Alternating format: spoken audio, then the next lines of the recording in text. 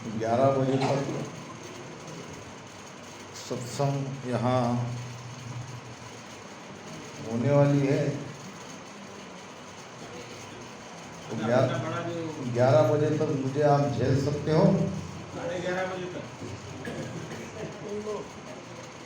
11:15 तो बज गए, हमारे 15 मिनट कम, 10:15 बज गए। किसी एक जगह सत्संग का कार्यक्रम हो रहा था और वहाँ आयोजकों ने वक्ता को बुलाया प्रवचन के स्थान पर। और वक्ता ने पूछा कि देखो भाई, मैं 2 बातें आपको पूछता हूँ, सही सही जवाब देना। मेरा पहला प्रश्न है, आप भगवान को मानते हो? तो क्या कहा होगा लोगों ने? हाँ। आप भगवान को जानते हो? क्या कहा? हाँ। फिर वक्ता उठ के चले गए। अब आयोजकों ने पूछा, महाराज क्या हुआ आपको? अरे यहाँ की पब्लिक तो बहुत अच्छी है, ये भगवान को मानती भी है, भगवान को जानती भी है, फिर मेरा काम क्या है? मैं तो उसी के लिए यहाँ आया हूँ। जब ये भगवान को मानते हैं, जानते हैं, तो मुझे तो कोई अब बात रही नहीं। चले गए। वापस गए आयोजक उनके पास, महाराज जी चलो, और इधर लोगों को सिखा दिया कि आप नहीं बोलना। आपको अगर उनसे कुछ ज्ञान लेना है तो आपको नहीं बोलना पड़ेगा। अगर हाँ बोलोगे तो वो कुछ कहेंगे नहीं। फिर से आए, फिर से वही प्रश्न, भगवान को मानते हो? नहीं। भगवान को जानते हो? नहीं। अरे जब भगवान को मानते ही नहीं है तो मैं क्यों अपना दिमाग खर्च करूं? आस्था ही नहीं है, जानना ही नहीं चाहते, कोई उत्सुक ही नहीं है, तो मैं क्यों बैठूं? चले गए। फिर जाके आयोजक, महाराज जी कुछ न कुछ तो कहो, लोग बहुत बैठे हैं। इधर लोगों को समझा के गए कि आधे लोग हाँ कहो, आधे लोग ना कहो। बड़ी मुश्किल से फिर से लाया, तुम भगवान को मानते हो? हाँ। अब दूसरा प्रश्न, भगवान को जानते हो? नहीं। वो अब जिनको जो जानते हैं, जो मानते हैं, वो जो नहीं मानते, जो नहीं जानते, उसको जानकारी कर ले, मेरा क्या काम।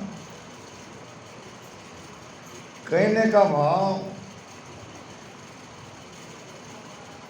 कैसे उस वक्ता को बोलने के लिए राजी किया जाए। बात तो सोचने की ये है।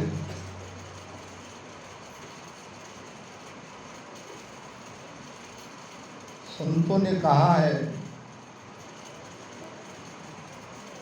श्रोता तो घर पर नहीं, वक्ता बके सो बाध।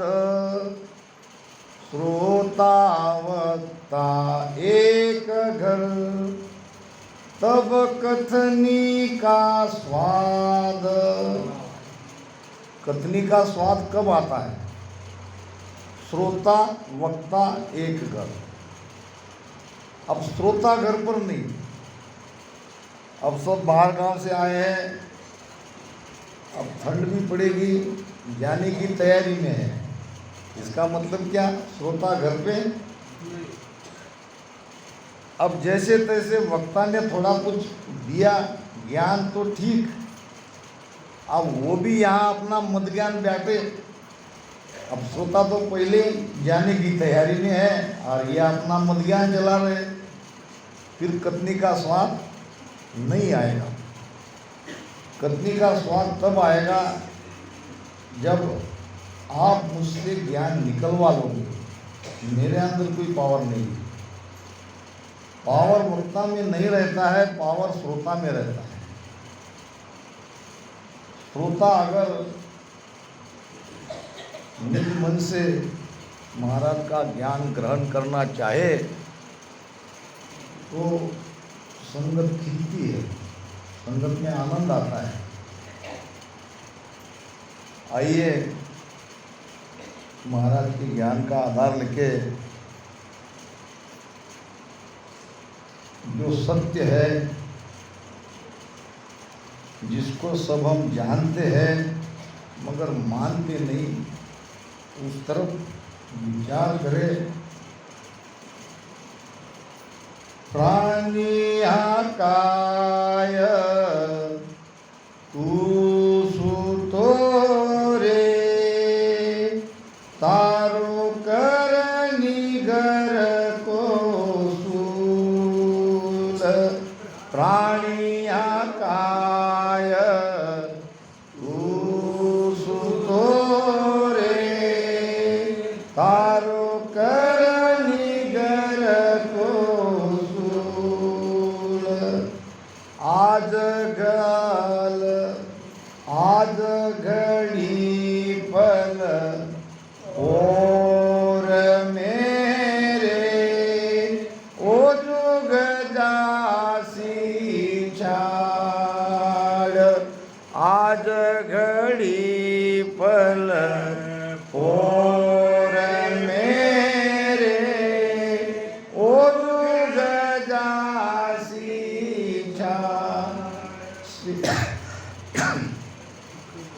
सेण हेतु तेरा सगड़ा रे, करसी काढ़ो काढ़। प्राणिया काय तू सुतो रे, तारी करनी घर को सूल। प्राणिया काय तू सुतो रे, तारो करनी घर को सूल। आठ पोहर 64 घड़ी रे, काल भवे सिर को। आठ पोहर 64 घड़ी रे, काल भवे सिर को। हे मूर्ख प्राणी मेरी सुन रे, तो को सोचन कोय। प्राणिया काय तू सुतो रे, तारी करनी घर को सूल। प्राणिया काय तू सुतो रे, तारी करनी घर को सूल। हाथ मसल यूं जावसी रे, लारे चले नहीं को। हाथ मसल जावसी रे, लारे चले नहीं को। ये सुख देव सब सांभळो रे, जन्म गवावे काय। प्राणिया काय तू सुतो रे, तारी करनी घर को सूल। प्राणिया काय तू सुतो रे, तारी करनी घर को सूल। प्राणिया काय तू सुतो रे, हम रात में सोते हैं, दिन में तो जागते हैं। फिर संतों ने कैसा कहा, रात को सोते ही सोते हैं, दिन में भी सो रहे हैं। कबीर सूता क्या करे, जागो जपो मुरार। एक दिन तो है सोवना, लंबे पाव पसार। एक दिन तो सोना ही है, लंबे पैर पसार के इस दुनिया से जाना है।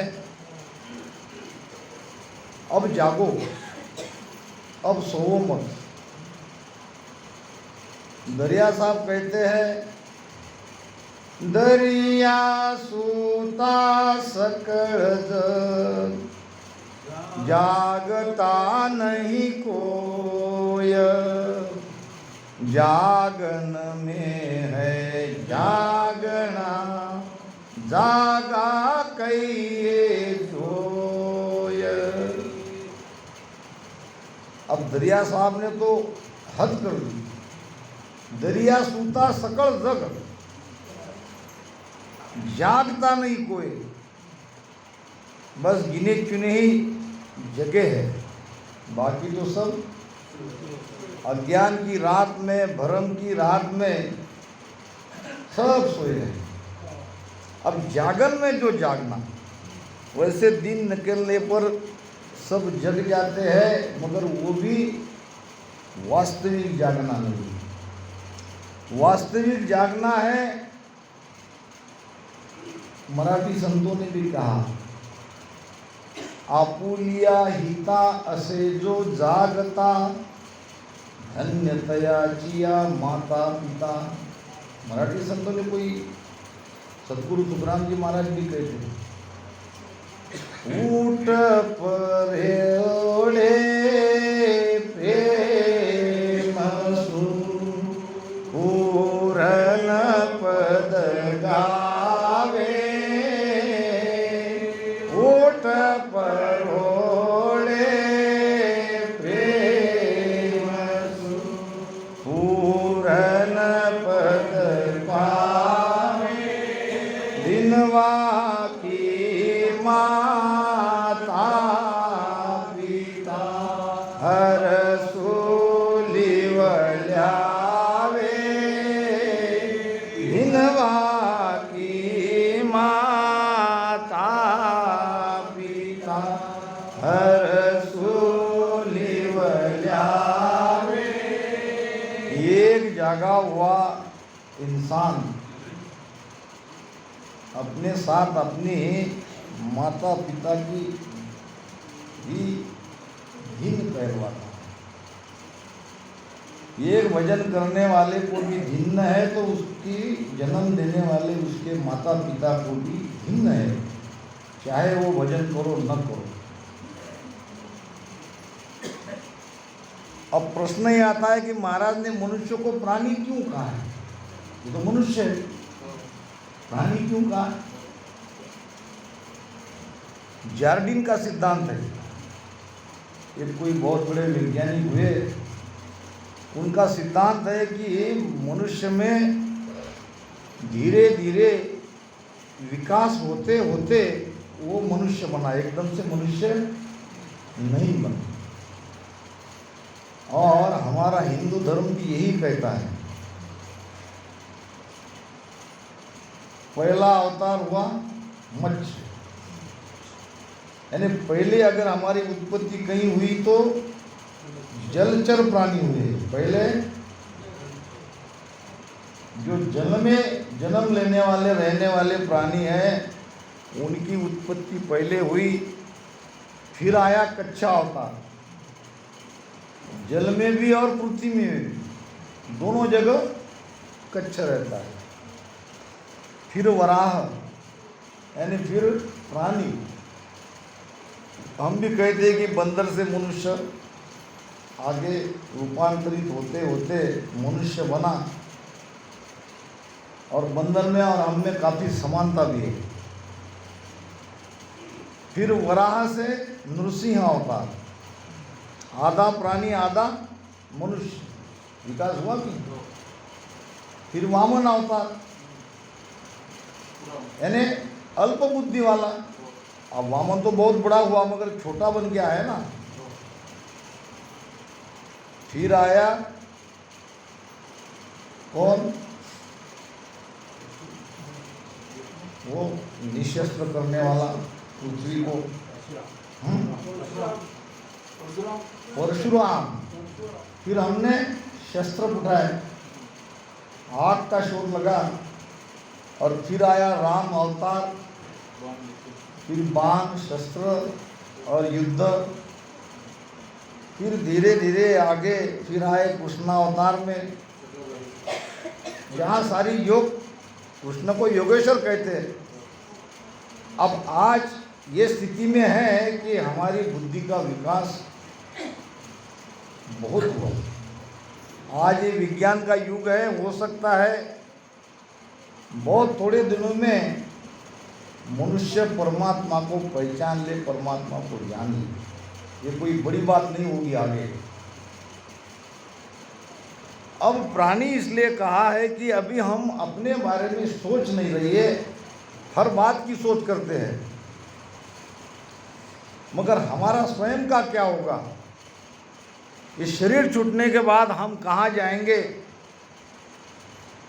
वहाँ कैसे रहेंगे, क्या खाएंगे, इसके बारे में हम नहीं सोच रहे हैं।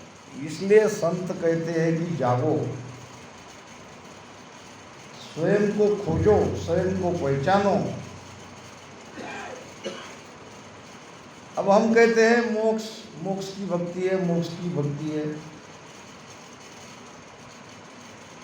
महाराज कहते हैं मोख मोख केता सब कोई, सो मार्ग होई, सो प्रगट किया जुग माही, निरक परक लो सोई। इतना खुला ज्ञान कहीं नहीं है। मोक मोक केता सब कोई, सब कहते हैं हमारा भी पंथ मोक्ष का पंथ है, हम जो भक्ति कर रहे हैं वही मोक्ष वाली भक्ति है। मगर इतना खुला ज्ञान नहीं कहा महाराज ने। सो प्रकट किया जुगमाई, मैंने मार्ग खुला किया है, प्रकट किया है। आप इस रास्ते से आओ, इस रास्ते से चलो, निरखो परखो। भेद सहित ज्ञान घट आवे, प्रेम भाव ने जो मन पावे, मोख मिलन की यही उपाय, दूजी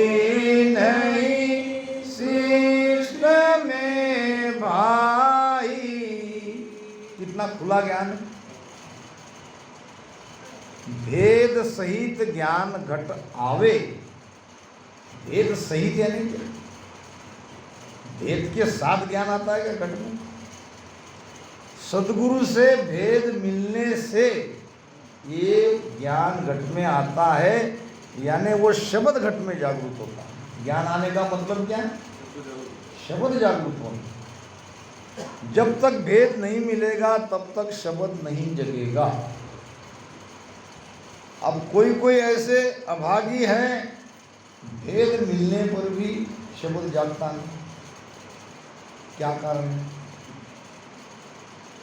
महाराज ने भी कहा है, या में फेर फरक है भाई, सुन लीजो सब कोई, या में फेर फरक है भाई,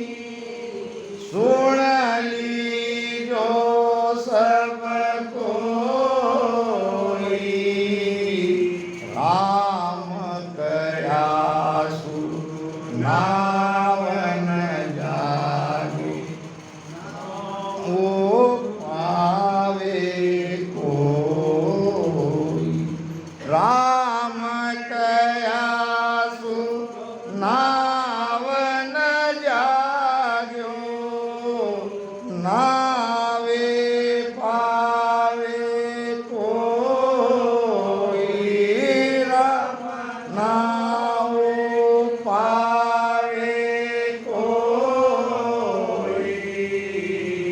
ओ सुन वेदनियारो सब सु ओ सुन वेदनियारो कुदरत कड़ा प्रेम सु जागे ओ साहेब को प्यारो राम सो साहेब को प्यारो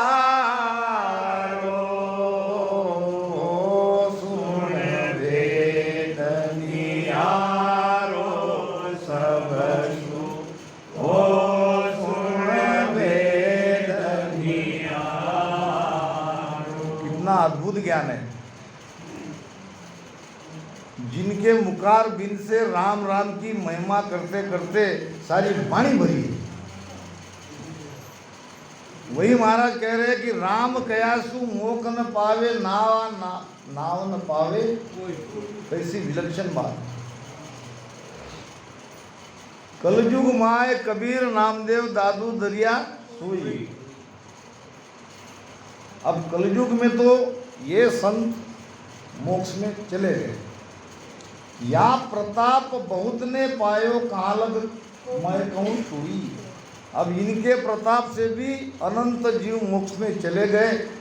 महाराज कहते कि मैं कहाँ तक वर्णन करूँ। अब ये सब संत राम राम करते करते मोक्ष में गए। इनके अनुयायी भी राम राम करते करते मोक्ष में गए। अब कह रहे महाराज कि या में फेर फर्क है भाई सुन लीजिए सब कुछ। अब यहाँ आपको सोचना पड़ेगा, इसमें जो फर्क है वो जानना पड़ेगा। राम कयासु मोक न पावे।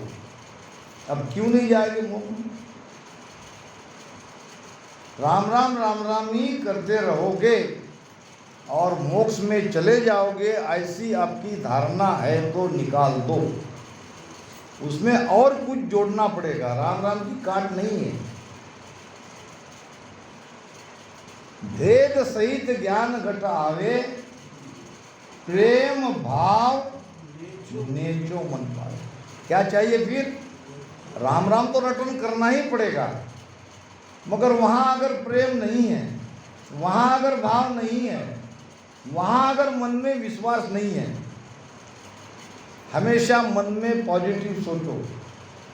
अगर आप मन में निगेटिव ख्याल रखोगे कभी उन्नति नहीं होगी।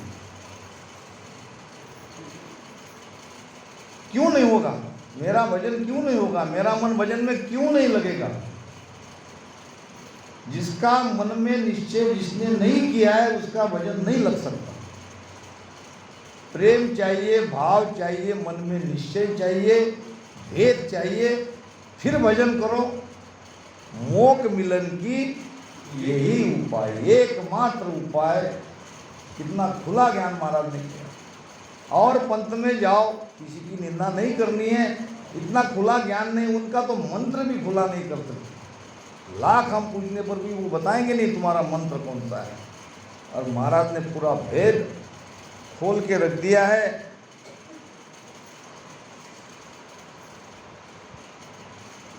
चार तरह के जीव ज्ञान को नहीं मानेंगे। कितना भी उनके सामने ज्ञान प्रकट करके देखो। महाराज कहते हैं ज्ञान सुन्या चेते नहीं, सो नर बहरा होय। अंधो तो सुख राम कहे, जन सुनिवे न कोय। ज्ञान सुन्या चेते नहीं। ज्ञान सुनकर जो जागरूक नहीं होता है वो वास्तव में बहरा है। कान का बहरा बहरा नहीं है, वो तो नैसर्गिक बहरा है, मगर जिसके कान तक महाराज की वाणी, महाराज की ये वचन पहुँचते हैं और वो जागरूक नहीं होते हैं, वो है वास्तव में बहरे। शब्द हमारा सांवळ्या आनंद वे घटमाय, से सब हंस स्वरूप है मिलसी हमसु आय, मिलसी हमसु आय नाम नीडू घटमाय। वाणी सुन के जिसका हृदय आनंद से खिल उठता है उनके घट में शब्द जगेगा। ये कृपा है, ये महाराज की सत्ता है। शब्द सुनते ही आपको पता है, बहुत बार ये प्रमाण लगभग हर वाणी में आता है कि एक भौरा रहता है, वो भूई भूई करता है। हाँ, भिंगोटी, भिंगोटी में मादा भिंगोटी नहीं रहती है, सब में मादा है, जोड़ा सब में, भिंगोटी में नहीं रहती है। अब भिंगोटी का वंश आगे कैसे बढ़े? तो किसी दूसरे जाति के कीड़े को वो उठा के, हाँ, दूसरे जाति का कीड़े अली, एक ही बात है। अब वो भी कैसे? उस अली को वो उठाती है जो खड़ी हो जाए एकदम, आवाज सुनती ही, ज्ञान सुन के जो चेत जाए, उसमें ही परिवर्तन आ सकता है, सब में नहीं आ सकता। तो ये 4 प्रकार के जो जीव है, ये ज्ञान सुन के जागरूक होना ही नहीं चाहिए। एक है चमचेड़, और एक है कोचर, और एक है बांगर, और एक है घुघू। घुघू इनको रात ही अच्छी लगती है, इनको दिन अच्छा नहीं लगता। तस्कर चोर लबाड़ उसके साथ बात मन भावे। अबे 4 प्रकार के जो जीव है, इनको उजाला नहीं चाहिए। ज्ञान तो एक उजाला ही तो है। किसी कुएं में एक चमचेड़ बैठी थी और बाजू में दूसरे पक्षी और उसके बच्चे चिल्ला रहे थे अपनी माँ को, माँ हमें भूख लगी, माँ हमें भूख लगी। अब वो माता कहने लगी अपने बच्चों को, बच्चों थोड़ा धीर रखो, अब दिन निकलेगा तो मैं तुम्हारे भोजन की व्यवस्था। अब ये चमचेड़ सुन रही है, इसको तो दिन का पता ही नहीं, दिन क्या होता है। वो सोचने लगी दिन क्या होता है, दिन तो उन्होंने देखा ही नहीं। फिर उसने पूछा कि भाई ये दिन क्या होता है। अब वो कहने लगी तुमको दिन मालूम नहीं, दिन निकलता है, उजाला होता है, सब दिखता है, हमने तो कभी देखा ही नहीं। तुमने देखा नहीं क्या, तुम अंधी हो। अब इतना कहने से वो गुस्सा हो गई। अब वो गई कोचर के पास। चमचेड़ चाली रोष कर, कबीर साहब का वचन है, सुन कोचर हमारी बात। कोचर भी एक पक्षी है जिसको रात में दिखता है, दिन में दिखता है। चमचेड़ चाली रोष कर, सुन कोचर मारी बात। दुनिया सारी यूं कहे, दिन उगे के रात। अब दिन निकलता है कि रात निकलता है। अब दुनिया वाले कह रहे हैं कि दिन निकलता है, हमने तो कभी दिन का नाम ही नहीं सुना। अब कोचर कहने लगी दुनिया वाले झूठ कहते हैं, दिन रहता ही नहीं। फिर चलो किसी और की सलाह लेंगे। अब वहाँ थी बांगड़ दादी, सब मिल चले बांगड़ दादी। अब बांगड़ दादी भी कहने लगी दिन तो होता ही नहीं। मगर वो कैसे कह रहे कि दिन निकलने दे, मैं बच्चों के लिए खाने की व्यवस्था करती हूँ, और वो तो मुझे झगड़ने भी आई कि तुमको दिन का पता नहीं। अब ये सब चले घुघू की गादी। घुघू नाम राजा, गादी नाम, गादी पे बैठा था ना राजा। शमशेर, बांगड़ और कोचर ये तीनों आई घुघू के पास कि आप हमारे राजा हो, आप कहो कि दिन उगता है क्या, दिन कोई है क्या चीज? वो कहने लगा बिल्कुल नहीं। किसने कहा? उसने कहा। आप राजा हो, आप न्याय करो। तो वो कहने लगा बाप नहीं देखा, बेटा नहीं देखा, दुनिया रहे सर पे, दुनिया रहे सर पेट, आंधड़ो रोड़ मचाए। रोड़ नाम झगड़ा। अब ये आंधे का झगड़ा इस प्रकार से चला गया कि निर्णय ये हुआ कि दिन होता नहीं। अब ऐसे जीव के लिए कोई उपाय नहीं है। महाराज कहते हैं ज्ञान ही मिल्या ज्ञान मैं देऊं, वेदी को समझाऊं, के सुख राम ज्ञानी आगे, हाथ जोड़ मैं जाऊं। ज्ञानी ही ज्ञान को समझेगा, वेदी ही वेद को पकड़ेगा। अज्ञानी इस बात को न कभी समझा न समझेगा। मूढ़ मूर्ख को जीव रे, सुने न समझे आय, जन सुखिया जुग सुख में जन्म गवावे। जो अज्ञानी जीव है, मूढ़ मूर्ख जीव है, जीव के कई प्रकार हैं। वो तो जगत के सुख में, विषयों के सुख में अपना जीवन यूं ही गवा देगा। ज्ञानी को ही ज्ञान समझ में आता है। महाराज कहते हैं